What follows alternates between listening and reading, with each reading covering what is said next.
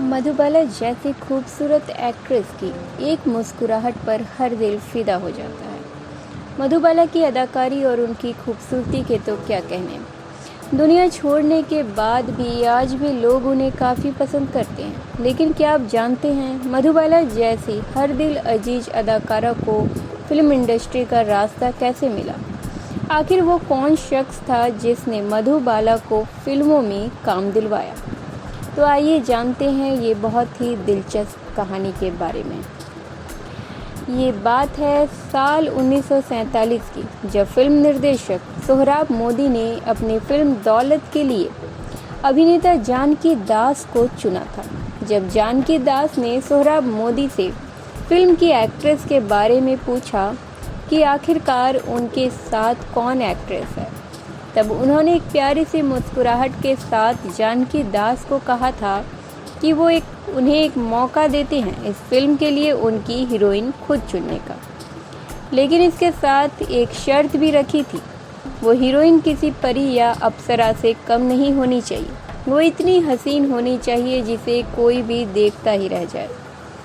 निर्देशक सोहराब की ऐसी बात सुनकर जानकी दास ऐसी लड़की की खोज में चल दिए जो हसीनों से भी हसीन हो। उस समय ऐसा पहली बार हो रहा था कि किसी हीरो को उसकी हीरोइन खुद ही तलाश करनी थी।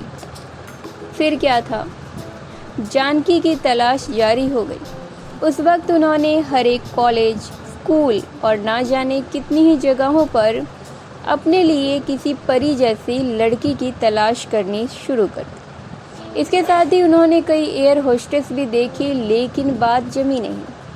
उन्होंने अलग अलग धर्मों की बेहद ही खूबसूरत लड़कियों को देखा, लेकिन किसी में भी वो बात नज़र नहीं आई। वो देश में ही नहीं विदेशों में भी घूमे, इंग्लैंड, अमेरिका, रूस, कनाडा, न जाने कितने देश, लेकिन जानकी को उनके लिए हीरोइन नहीं मिली। लेकिन उनकी तलाश खत्म हुई होली वाले दिन।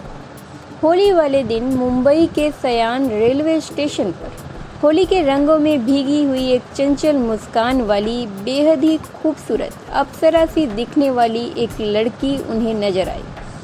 होली के गुलाल में लिपटी हुई ये हसीना कोई और नहीं बल्कि मधुबाला थी। जब जानकी ने पहली बार मधुबाला को रेलवे स्टेशन पर देखा तो वो उन्हें देखते ही रह गए।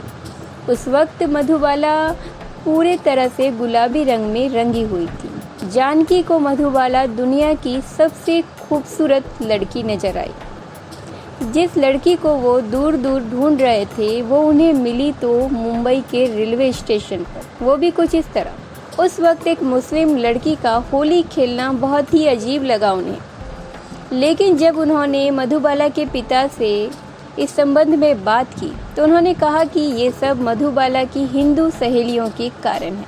मधुबाला की सहेलियों ने उन्हें होली के दिन गुलाल में इस तरह भिगो दिया कि अब उन्हें होली का त्यौहार काफ़ी पसंद आता है। वैसे तो जानकी दास मधुबाला के पिता के परिचित थे और ज़्यादा देर न करते हुए उन्होंने तुरंत ही उनसे पूछ लिया, क्या मधुबाला फिल्में करना चाहती हैं? तब उनके पिता ने कहा अभी नहीं, लेकिन वो कोशिश कर रही है। तभी जानकी दास ने तय किया कि ये फिल्म बनेगी और उनकी हीरोइन मधुबाला ही होगी। जानकी दास ने मधुबाला को देखते ही चैन की सांस ली और साथ ही साथ भगवान का शुक्रिया अदा करते हुए कहा कि उन्होंने धरती पर इस परी को भेजा है। जानकी दास मधुबाला को सोहराब मोदी के दफ्तर ले गए और जैसे ही सोहराब मोदी ने मधुबाला को देखा तो उन्हें देखते ही रह गए और कहा कि जानकी, तुमने वो कर दिखाया। वाकई में जो तुमने लड़की देखी है वो होली के रंगों से भी ज़्यादा रंगीन है। यही अब तुम्हारी फिल्म दौलत में तुम्हारी हीरोइन बनेगी। इस तरह से बॉलीवुड को होली के दिन मधुबाला जैसी अदाकारा मिली, या यूँ कहे कि होली के गुलाल ने मधुबाला को बतौर हीरोइन बॉलीवुड में ब्रेक दिलवाया। तो कुछ इस तरह से गुलाल के रंग ने दिलाई बॉलीवुड को मधुबाला।